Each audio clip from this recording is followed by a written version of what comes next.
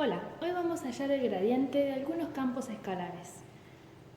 En el primer ejemplo tenemos un campo escalar cuyo dominio está en el plano real, es decir, es una función de dos variables con imagen en el conjunto de los números reales.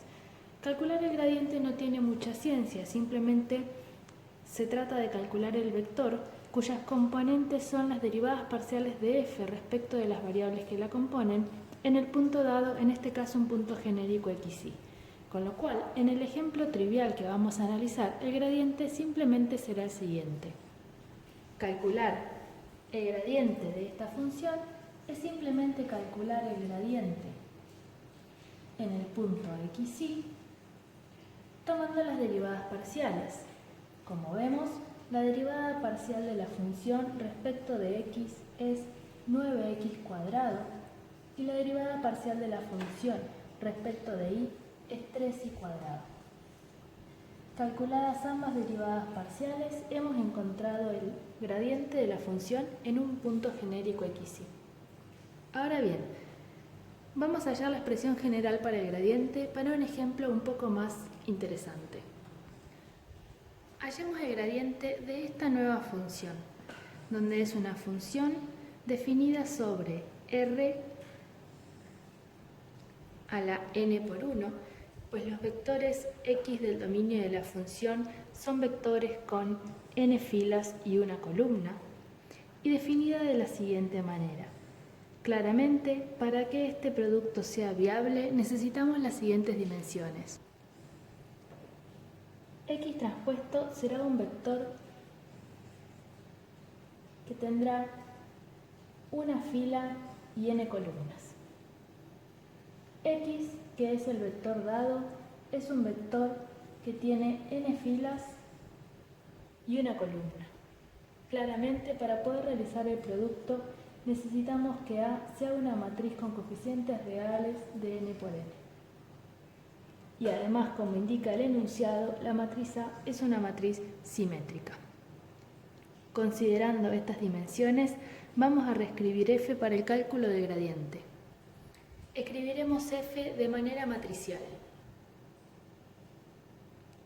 Como vemos, tenemos entonces un vector de tamaño 1 por n, una fila y n columnas, la matriz simétrica de n por n y el vector columna con n filas y una columna. Vamos a realizar el producto entre estos tres elementos.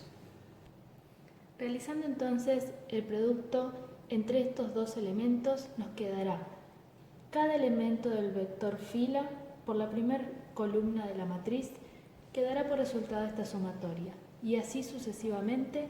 Este producto se transforma en este resultado. Nos falta multiplicar por este último vector columna. Como vemos ahora, realizar este último producto es multiplicar este primer elemento por x1, el segundo elemento por x2, así hasta terminar con la suma de este último elemento multiplicado por xn. Esta suma puede reescribirse en términos de sumatoria como sigue, donde esta última sumatoria que se añadió representa los sucesivos productos de x1 por la sumatoria anterior más xn por la sumatoria que teníamos. De esta manera, la expresión de f es ahora esta que tenemos aquí. Y aunque parezca extraño, esta expresión es más sencilla que la dada originalmente a la hora de calcular el gradiente. Vamos al cálculo del gradiente de manera inmediata. Como vemos, solo hemos dejado escrita la definición de la función en términos como la hemos encontrado, y para poder encontrar el gradiente de una manera más simple, vamos a comenzar analizando las derivadas parciales de f respecto de x1 para tener una idea cómo son estas derivadas.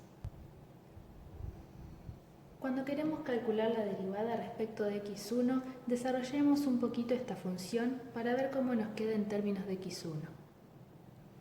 Hemos entonces desarrollado esta sumatoria para que nos quede x1 por esta suma, más x2 por esta suma, más xn por esta suma.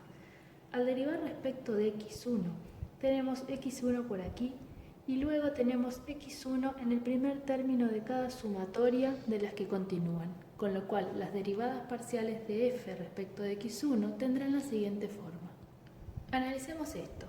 En este primer término hemos realizado la derivada de un producto, pues aquí tenemos la variable respecto de la cual estamos derivando y aquí también.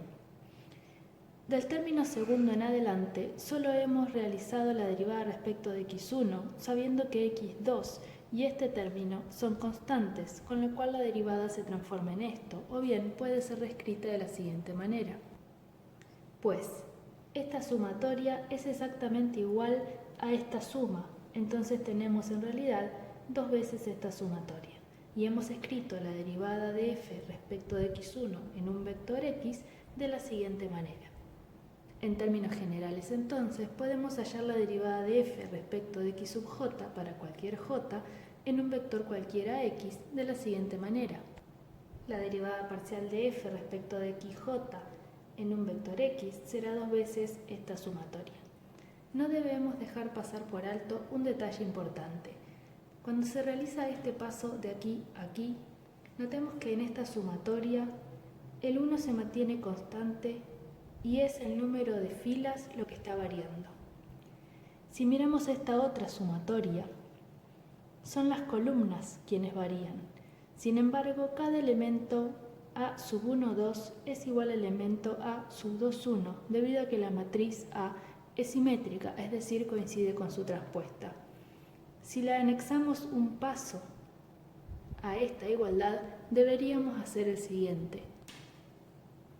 Este término coincide en realidad con la sumatoria desde k igual a 1 hasta n de x sub k por a sub 1k.